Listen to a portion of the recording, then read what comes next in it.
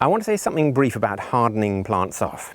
Plants that have been indoors, be that in a tunnel or a greenhouse or on your windowsill or wherever, that's been quite protected. If you move them straight out into the garden, they're often very vulnerable. Not only have you moved them and you've damaged their roots a bit, so they're already kind of feeling a bit like they're not too happy.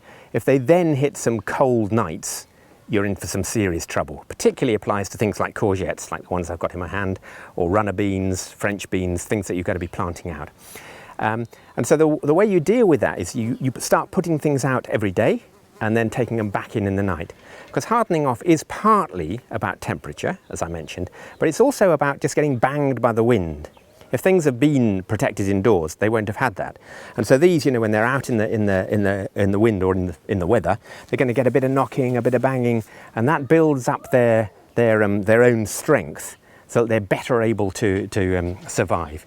So these courgettes, I'm taking them out every day, and then I put them back in every night for about a week.